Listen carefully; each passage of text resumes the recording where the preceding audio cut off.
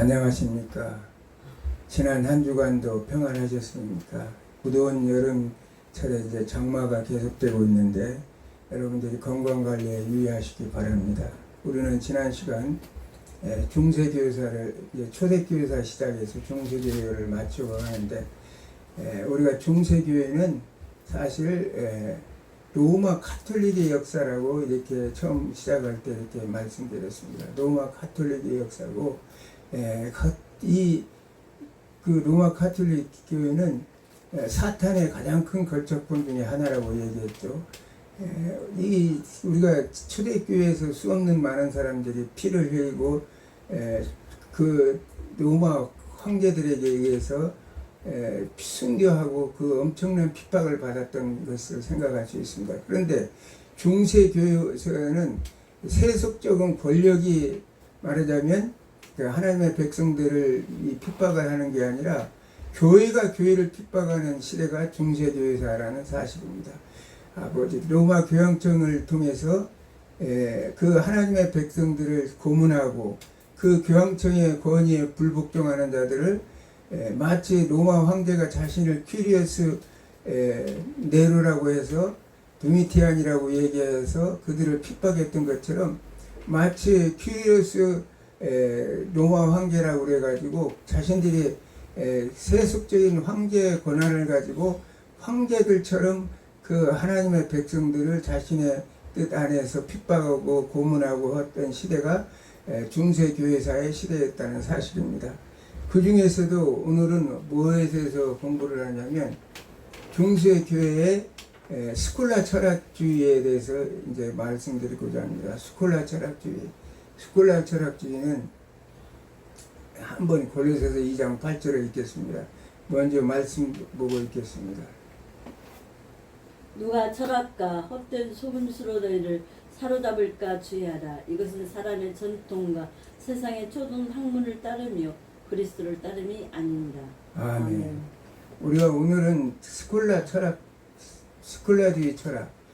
그런데 이제 중세교회에 이제 스콜라주의 철학이 들어오면서 결국은 하나님보다도 인간의 이성에 위해서는 말씀보다도 인간의 이성이 쓰는 시대에 그것을 만드는 자들이 스콜라 철학주의자들이었다는 사실입니다. 오늘 철학은 오늘 사도 바울이 얘기하기를 이 골로새 교회 향해서 아마 영지주의자들 같은 그 헛된 철학이 들어왔던 것 같아요. 그래서 철학과 헛된 속임수로 너희를 노력할까 주의하라. 철학이라는 것은 사실 횡설수설하는 거예요. 철학이라는 것은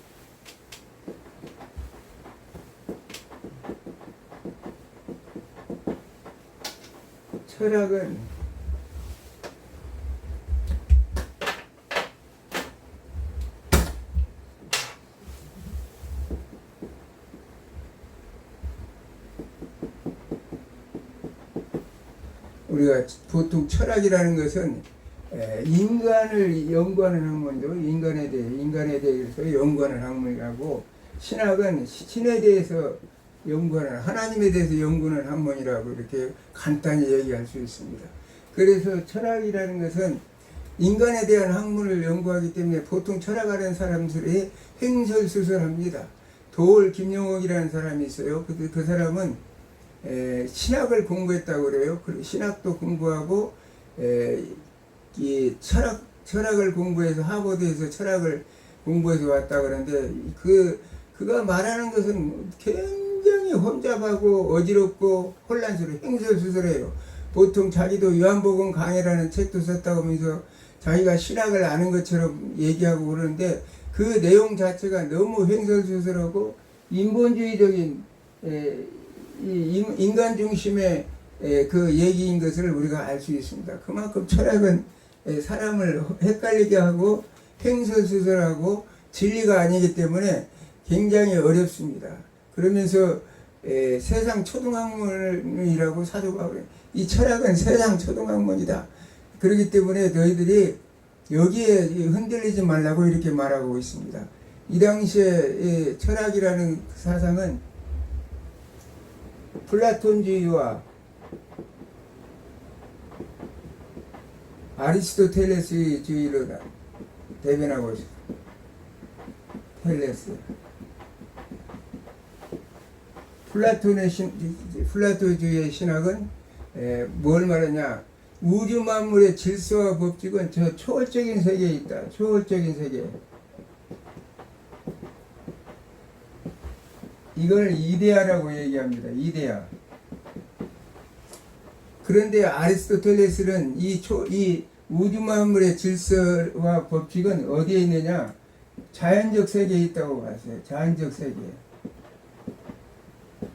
그래서 플라톤은 우주 만물의 질서와 법칙은 초월적 세계에 있기 때문에 그 초월적 세계를 발견하고 연구해서 발전시켜서 이 세상 모든 문화와 문명을 성장시킬 수 있다고 주장했고, 아리스토텔레스는 우주 만물의 질서와 법칙이 자연 세계에 있기 때문에 자연 세계를 이성을 가지고 관찰해서 이 우주 만물의 질서와 법칙을 찾아내야 된다. 이렇게 하는 이제 학문이 간단하게 얘기하면 그렇게 말할 수 있습니다. 그러면서 우리 잘 알다시피 요한복음 1장 1절에 우리가 사도 요한이 얘기했죠. 사도 요한은 이것을 이제 이데아를 로고스라고 얘기해요. 로고스라고 해서 우주 만물의 질서와 법칙은 말씀이다. 그 말씀이 이 땅에 오셨고 그것이 이제 우주 만물의 질서라 법칙이다 이렇게 얘기하고 있습니다. 로고스다. 그래서 이제 이 플라톤주의 신학과 우리가 복음이 합쳐진 것이 이제 그리고 오늘 공부할 스콜라주의 철학은 뭐냐?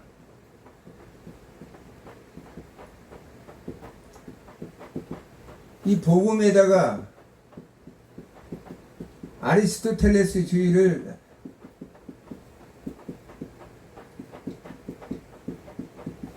접목시킨 것이 이제 스콜라주의 철학입니다. 이 아리스토텔레스주의는 이성이라고 하는 것을 이렇게 접목시켰죠.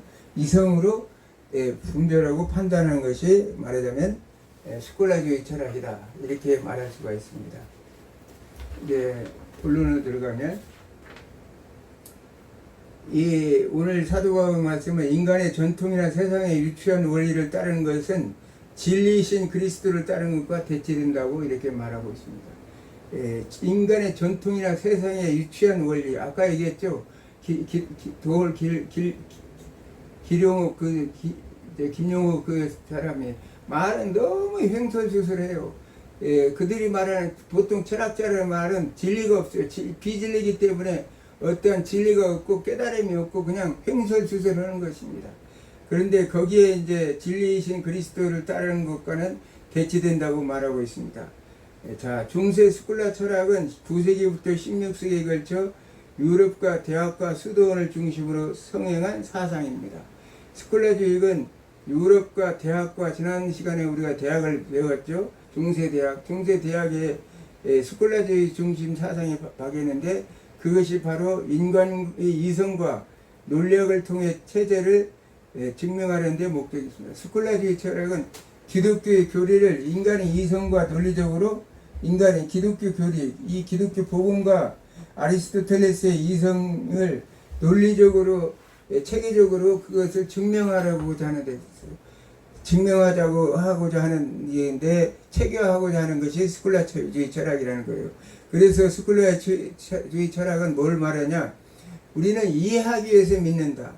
모토 아래 신앙의 진리를 이성적 논증을 통해 뒷받침하고자 합니다. 신앙의 진리, 하나님의 역사하심과 하나님의 모든 창조의 질서와 법칙을 인간의 이성적 논리로 그것을 증명하고자 한다는 거예요. 그렇게 해서 우리는 그 믿음 자체를 이해하기 위해서 믿는다. 그것을 증명하고 이해하기 위해서 믿는다고 이렇게 말하고 있습니다. 그런데 믿음은 인간의 이성으로 이해하는 것이 아니라 믿음이라는 건 따르고 결코 믿음은 그 하나님의 말씀대로 따르는 것이지 우리 인간이 그것을 이성적으로 논리적으로 그걸 증명할 수가 없어요. 제가 병원에 가서 이번에 암 수술하고 나서 내 신체 구조를 보면서 하나님이 어쩌면 이렇게 신비적으로 이렇게 만들어 놨을까? 그 하나님이 조그만 신경 하나를 건드렸다고 지금 내가 지금 스스로 이해해도 후유증 때문에 계속 고생하고 있는데 그 신경 하나하나도 하나님의 엄청난 작품이라는 거예요. 그런 작품 하나를 그 신비적인 내용을 인간의 이성으로서 그걸 과학적으로 증명하려고 한다는 것 자체가 너무나 비진리이고 어리석은 일이라는 것을 제가 알 수가 있었습니다. 믿음은 인간의 이성으로 이해하는 것이 아니라 바로 믿고 따르는 것입니다. 믿음이라는 건 믿고 따르는 것이에요. 스콜라주의 종교는 믿음과 합리적 사고가 대립하는 것이 아니라 서로 보완하여 진리를 탐구하는 핵심적인 철학과 신학적 주조입니다. 그 이성과 진리를 서로 보완해서 말 그대로 탐구하는 핵심 학문이라고 그 얘기합니다. 엄격한 3단 논법의 질문에 의해서 반론하고 해결하는 형식을 취하여 지식을 체계화했어요. 그래서 왜 이럴까? 이건 왜 이러지? 인간의 이성으로 이해가 안 되면 아니야. 이거는 신학이 아니야. 이렇게 이제 얘기했다는 거예요. 그래서 아리스토텔레스의 저서가 그 당시 아랍 세계를 통해 유입되면서 이를 기독교 세계관과 접목하여 인간과 세계를 새롭게 해석했습니다. 특히 토마스 아퀴나스는 신학대전을 저술하면서 이성과 신앙의 영역을 구분하면서 교화를 이뤄냈으며 그의 철학은 카톨릭교의 핵심 교리로 자리를 차지했어요. 자, 우리가 이 토마스 아퀴나스의 스콜라주의 철학이 왜 중요하냐면 이게 카톨릭교의 중심 신학으로 자리를 잡았다는 사실이에요. 우리가 스콜라라는 말은 우리가 샤를마뉴 대제를 잘 알죠. 샤를마뉴 대제. 궁정학교를 스콜라라고 불렀어요. 샤를마뉴 대제가 그 기독교 학교를 만들어서 그곳에서 학문을 장려하고 할 때 그 궁정학교를 스콜라라고 불렀는데 그래서 이후로 기독교 신학을 변증법적 그리고 철학적 방식을 통하여 설명하고 체계하는 것을 스콜라 철학이라고 불렀다는 사실입니다. 기독교 신학과 신학을 변증법적 그리고 철학적 방식을 통해서 설명한다는 것이 스콜라 철학이었다는 사실이에요. 어떻게 참 어리석은 자들이에요. 13세기에 이 시기에는 대학들이 유럽 각지에 설립됐는데 우리가 지난 시간에 공부했듯이 파리 대학, 옥스퍼드 대학 또는 살레르노 대학 이 유명했으며 그 밖에 캠브리지 대학, 피터 하우스, 킹스 칼리지 등이 있었습니다. 이 시기에는 십자군 전쟁으로 인해서 유대 문화와 이슬람 문화가 교류가 번번하던 때였습니다. 그래서 아라비아 학자들에 의해서 고대 그리스의 문화가 전달되어 교회 내에 들어왔으므로 이 문화에 의해서 전통적 기독교는 크게 도전받고 자기 반성과 이해의 계기가 되어 마련되어 갔다는 사실입니다. 특별히 13세기에는 특히 아리스토텔레스의 원전이 많이 연구되어 아리스토텔레스적인 온건한 실제론이 성장하였습니다. 참 어려운 지금 문구입니다. 온건한 실제론은 하나님 마음 안에는 개념이 실체보다 먼저 있고 사물 자체 안에서 실체 안에 있고 우리의 오성 안에서는 실체보다 후에 있다는 사고체계입니다. 굉장히 어려운 말이죠.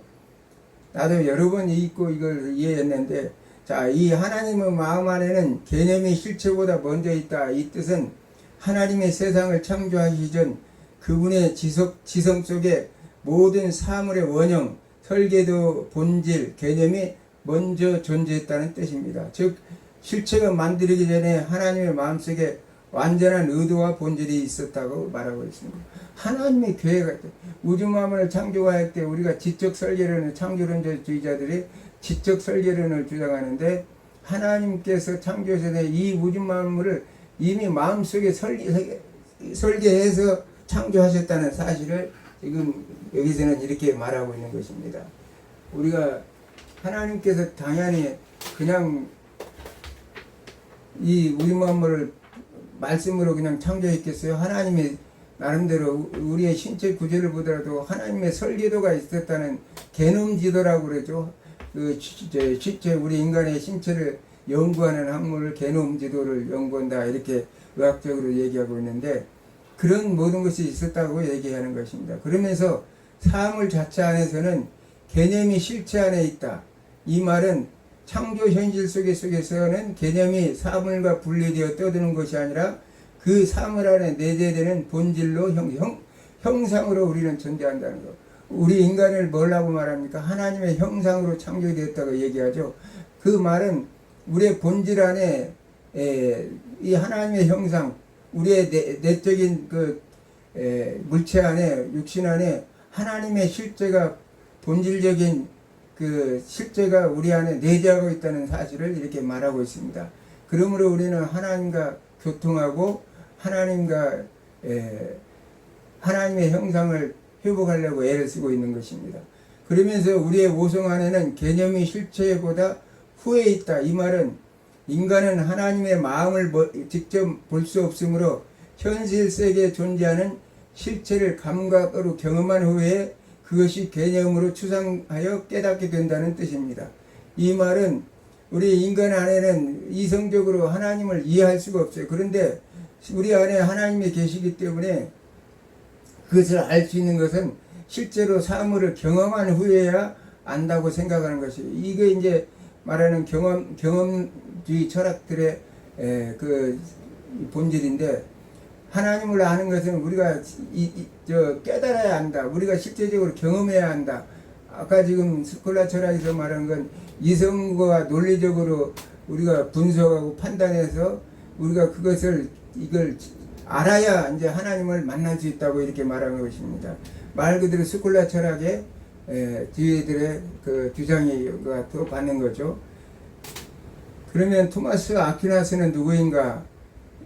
토마스 아퀴나스는 나폴리 근처의 아퀴나에서 한 백작의 아들로 태어났습니다. 나폴리 대학에 입학하여 거기서 도미니크 수도사들의 모임에 1243년에 가담하여 수도사가 되었습니다.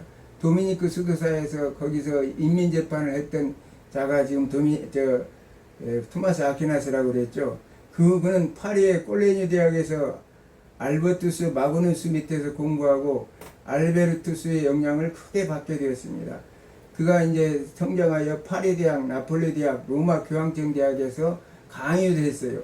그래서 토마스 아퀴나스는 스콜라 철학은 그리스도교 교리를 아리스토텔레적 철학과 융합하여 체계화한 중세 철학의 정점이 되었습니다.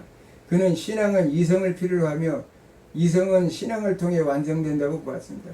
신앙은 믿음을 통해서 이루어지는 것이지 이성을 필요로 하는 것이 아닌데도 인간의 이성을 통해서 신앙이 완성된다고 이렇게 말하고 있습니다. 인간의 이성만으로는 도달할 수 없는 신의 세계가 존재하지만 이성은 신앙에 대립하는 것이 아니라 신앙을 더 깊이 이해하도록 돕는 도구라고 생각합니다. 우리가 뭐 이성적으로 판단해서 하나님을 믿는데 이성적으로 분별하고 판단해서 믿는 게 아니라 우리의 믿음은 어느 날 갑자기 하나님의 은혜로 된다는 사실을 성경은 수없이 말을 하고 있습니다. 하나님의 은혜로 믿을 수 있는 거예요. 신앙과 이성의 철학적 사유를 통해서 신의 존재와 자연 질서를 합리적으로 설명할 수 있다고 믿었으며 철학은 신의 역할을 본다고 했습니다. 그래서 철학이라는 것은 신학을 연구하는데 신의 역할, 도움을 주는 역할이라고 이렇게 생각했다는 사실입니다. 아리스토텔레스의 형이상학을 도입하여 기독교의 창조주 개념과 영혼론들을 논리적으로 뒷받침했습니다. 모든 존재는 피조물은 본질과 존재가 분리되어 있으나 신만의 본질과 존재가 일치하는 유일한 완전한 자존자라고 말했습니다. 여호와라는 이름은 투비라는 스스로 존재하는 자, 자존자라고 이렇게 제가 말씀드렸죠. 투비, 스스로 존재하는 자다, 자존자. 하나님 안에서 모든 본질과 그 개념이 다 들어있다는 사실을 우리가 알 수 있습니다. 이러한 스콜라 신학은 어렵고 복잡해요. 일반 신자들에게 전혀 도움이 되지 않았어요. 이렇게 어렵고 복잡한 말을 하는데 일반 신자들이 그게 무슨 말이냐? 우리가 말하는 꼭 개똥철학을 말하는 것 같죠. 뭐가 어쨌다는 것인지 잘 이해하기가 어렵습니다. 제가 강의하는 저 역시도 수없이 내용을 읽어보면서 본인이 묵상하고 깨달아서 지금 말씀을 전하는 것이지 이게 일반 성도들이 얼른 듣기는 굉장히 어려운 학문입니다. 스콜라 신학은 로마 카톨릭 교회를 위한 신학입니다. 스콜라 신학은 로마 카톨릭 교회의 견고한 전통을 만들어내는 데 일조했어요. 이 로마 카톨릭 교리가 스콜라주의 철학에서 왔다는 사실을 우리가 알 수 있습니다. 그래서 일반 신자들은 복잡한 신학을 피해 미신과 신비주의에 빠지게 되었어요. 자, 야, 이거 어렵다. 이거 무슨 말인지 잘 모르겠다. 우리는 차라리 우리의 잘 알 수 있는 미신과 신비주의에 빠지는 게 좋겠다 이렇게 생각했다는 사실입니다. 스콜라주의가 그렇게 해서 약화되면서 중세의 신비주의가 등장하게 됩니다. 다음 주에 신비주의 철학을 이렇게 하려고 하는데 이것도 어려운데 그것까지 오면 여러분들이 어려울 것 같아서 뛰어 넘어가려고 합니다. 그래서 이제 몇 번 더 중세교회사를 강의하고 아감을 지려고 합니다. 그래서 일부 지적인 사람들은 철학보다 성경과 교부들의 글을 읽고 교회의 문제를 극복했어요. 그래서 철학적으로 저렇게 행설수설을 하는데 그러니 차라리 성경을 읽자. 그래서 성경을 읽고 교부들이 가르치는 말씀들의 글을 읽고 그들은 이 회의적인 문제를 극복하자고 했다는 사실입니다. 그러므로 인해서 우리가 종교학 이전에 잔 이클리프, 영국의 잔 이클리프나 보헤미안의 얀 후스 같은 선구자들이 등장하게 된 것입니다. 스콜라 철학이 카톨릭 교회의 교리를 위한 신학이 된 이유에 대해서 이렇게 말씀드리고자 합니다. 왜 카톨릭 교회 교리의 중심이 되었을까? 스콜라 철학이 천주교의 연옥설을 주장했어요. 그들은 중세 스콜라주의 철학은 토마스 아퀴나스의 집대성을 거치면서 단순한 민간 신앙에서 논리적이고 체계적인 교리로 승화되었다는 사실입니다. 자, 토마스 아퀴나스의 스콜라주의 철학 사상에 의해서 로마 카톨릭의 교리가 완성되는데 그게 뭐냐? 바로 연옥설입니다.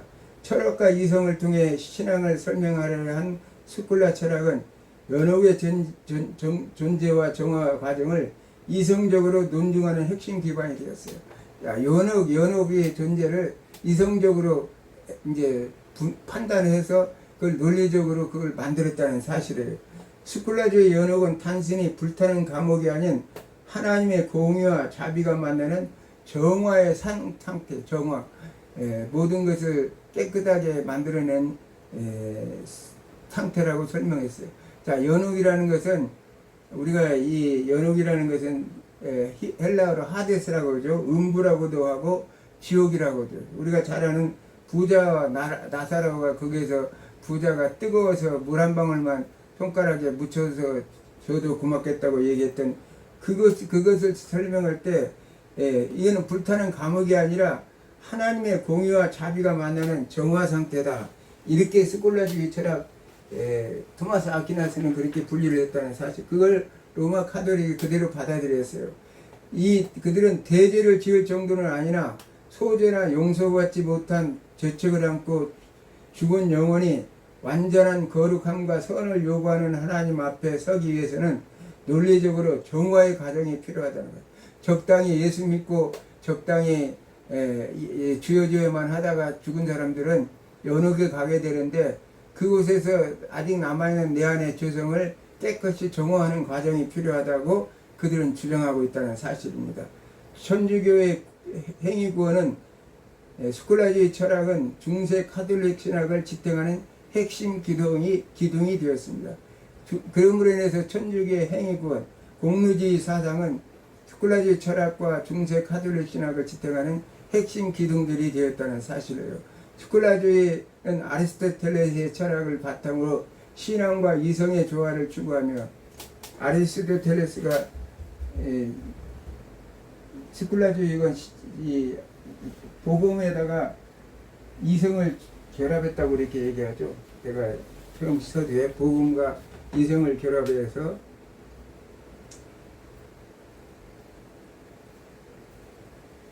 천주교의 구원론적 논리적인 체계를 뒷받침했습니다. 조화해서 천주교의 구원론의 논리적인 체계를 뒷받침했다는 사실입니다. 스콜라주의의 완성자인 토마스 아퀴나스는 자연은 은총을 파괴하지 않고 완성된다고 보았어요. 인간이 가진 자연적인 이성과 도덕적 의지가 하나님을 만나 완전해진다는 거예요.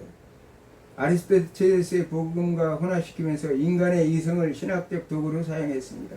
이성이 믿음보다 더 강조하게 되었다는 사실입니다.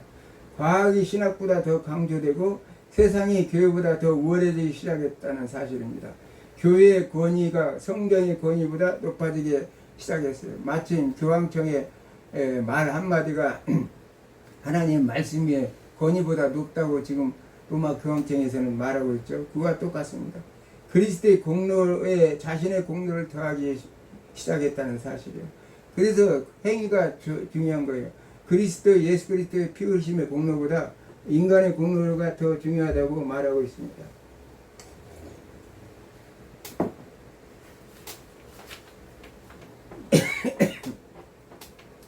인간의 이성으로 기독교적인 사상과 비기독교 사상이 혼합되었어요.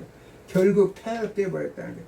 우리의 구원이 믿음과 이성이 혼합되어 가지고 행위가 혼합되어서 타협되어 버렸다는 사실이에요. 세미 펠라기스주의라고 얘기했죠. 스콜라주의 철학은 인간의 자유의지를 강조합니다. 하나님의 은총이 구원의 시작이지만 인간이 이성적 판단을 통하여 그 은총에 동의하고 선행 행위를 실천함으로 구원의 과정에 협력으로 공로한다고 이렇게 설명하셨습니다. 우리가 행위를 공로로 얘기하고 하나님의 은총에 인간의 의지가 자유의지가 개입해서 인간이 받아들여서 하나님의 구원에 이를 수 있다고 이렇게 말하는 것입니다. 우리의 개혁주의 신학하고는 너무나 다르죠. 스콜라의 신학은 인간의 선행을 쌓음으로 하나님 앞에서 의롭다 인정받을 수 있는 내적 자질을 얻을 수 있다고 책이왔습니다. 그래서 선행을 쌓아야 된다. 면죄부로 돈을 많이 헌금을 해야 말하자면 저기 여롱에서 천국으로 간다고 그렇게 말을 한다는 사실이에요. 즉 행위는 구원을 얻기 위한 필수적인 조건이자 수단으로 철학화되었다는 사실이에요. 행위가 구원을 얻기 위한 필수적인 수단이 되었다는 사실이에요. 우리의 오늘날 복음주의 신학에서는 전혀 있을 수 없는 얘기입니다. 그것은 로마 카톨릭에서 지금도 하고 있어요. 결과적으로 스콜라주의는 인간의 행위가 단순한 도덕적 실천을 넘어 하나님과 맺는 관계에서 구원의 효력을 발생하는 은총의 통로임을 논리적으로 정동하는 철학적 도구 역할을 했습니다. 인간의 행위가 하나님의 은총의 통로가 되는 그런 역할을 감당했다는 사실이에요. 천주교는 인간이 공로를 쌓아 스스로 구원한다는 행위 구원을 공식적으로 가르친 적은 없습니다. 다만 구원은 하나님의 은총으로 시작되나 인간의 선행이 통해 은총에 협력함으로써 구원을 완성한다고 이렇게 보고 있어요. 인간의 구원을 하나님의 은총에 더해서 인간의 행위가 플러스가 돼야 구원이 완성된다고 이렇게 보는 거예요. 말 그대로 연옥설과 일치하는 설이죠. 우리가 잘 아는 둔코 스코투스라는 학자도 카톨릭교회 성모 마리아의 원죄 없으신 잉태주리를 신학적으로 최초의 체계적으로 옹호한 인물이에요. 무염시 때 카톨릭교회는 마리아도 죄가 없이 원죄가 없이 태어난 피조물이라고 이렇게 얘기하면서 무염시태로 해서 지금도 숭상하고 있다는 사실을 우리가 알 수 있습니다. 이것이 얼마나 잘못된 것인가 지난 시간에도 얘기했습니다. 그러면 정특신학에서 구원과는 어떤가를 보겠습니다. 마틴 루터 등의 종교개혁자들은 인간의 전적인 타락을 강조하며 구원은 인간의 행위가 조금 더 개입하지 않는 전적인 하나님의 선물이라고 선언했습니다.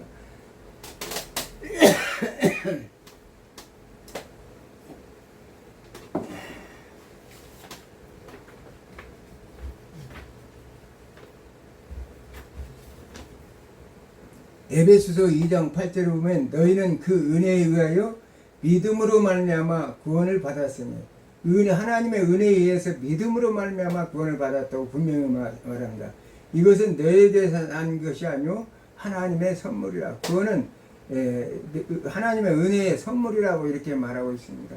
그러므로 인해서 이제 9절에는 너희가 이것을 행위에 대한 구원을 자랑치 못하게 하려 함이라고 성경은 분명히 그런 것을 써놨는데도 이 철학자들은 그 중세 가톨릭에서는 그런 것은 보지 않고 행위의 구원에 의해서 행위가 구원의 수단이라고 이렇게 말하고 있는 것입니다. 자, 오늘 또 이신칭의에 대해서 알아보겠습니다. 인간의 율법의 행위가 아니라 오직 예수 그리스도를 믿는 믿음을 통해서 하나님으로부터 의롭다 인정받는다는 교리입니다. 이신칭의 교리가 우리 복음주의 신학, 개혁주의 신학에 맞는 신학이죠. 구원은 100% 하나님의 은혜이며 이를 받아들이기에는 믿음조차 인간의 공로가 될 수 없다고 보는 거예요. 인간의 노력으로는 그것을 우리가 하나님의 은혜를 받아들이는 믿음조차도 인간의 공로가 될 수 없다고 이렇게 성경은 말하고 있는 것입니다. 행위는 구원의 조건이 아니라 구원을 받는 사람들이 자연스럽게 맺는 성화의 열매라는 것이에요.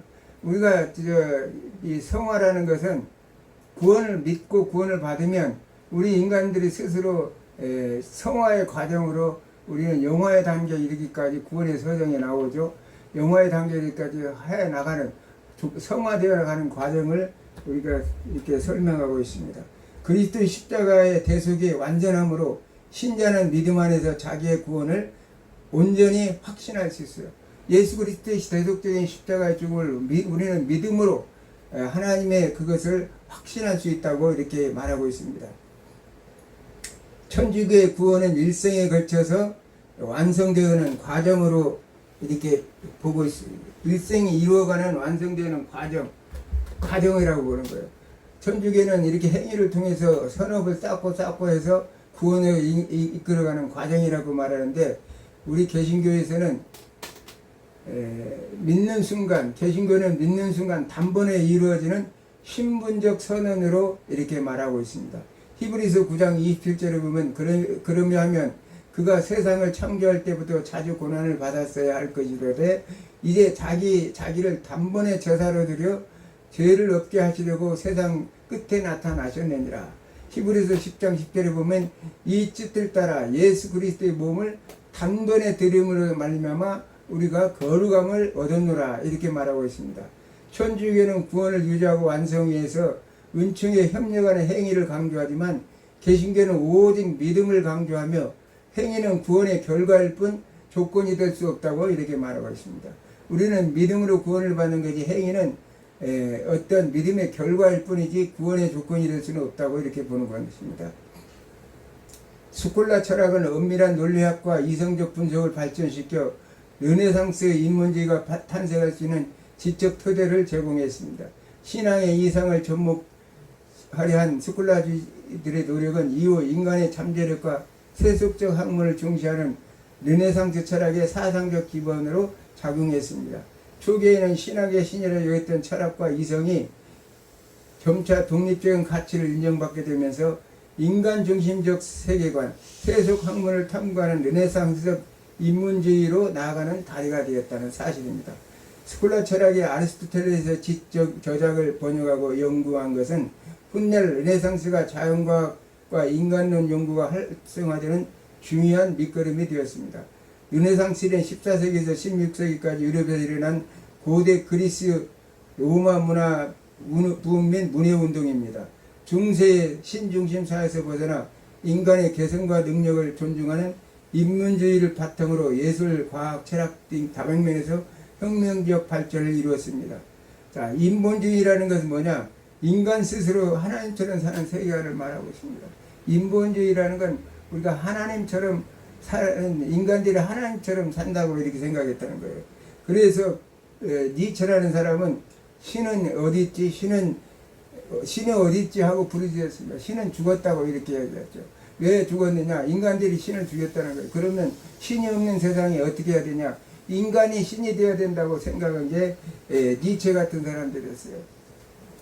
우리가 요한복음 말씀을 결론을 냈습니다. 요한복음 14장 6절에 내가 길이요 진리요 생명이니 나를 만나는 자는 하나님께 갈 자가 아무도 없다고.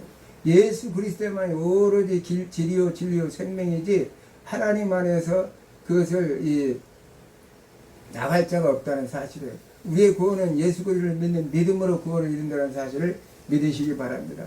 요한복음 8장 32절은 알거니와 진리가 너희를 자유케 하리라 이렇게 말씀하죠. 알거니와 너희가 진리를 자유케 하리라. 진리, 예수 그리스도가 우리를 자유하지, 하나님 예수 그리스도 안에서 우리가 자유를 주는 것이, 예수님이 이 땅에 오신 것은 죄의 속박으로부터 우리에게 자유를 주시려고 오신 것이지 결코 우리가 행위에 얽매여서 로마 카톨릭처럼 행위 구원에 얽매여서 그 행위에 선업을 쌓아가지고 공로주의에 의해서 연옥에서 천국으로 가는 것이 아니라는 사실을 우리는 오늘 또 알아야 됩니다. 여러분들이 하나님의 말씀의 진리를 바르게 알고 그 실천하고 또 묵상하고 늘 하나님 말씀 안에서 진정한 그리스도 안에서 자유를 이루는 여러분의 삶이 되기를 주님으로 축원합니다. 기도합니다.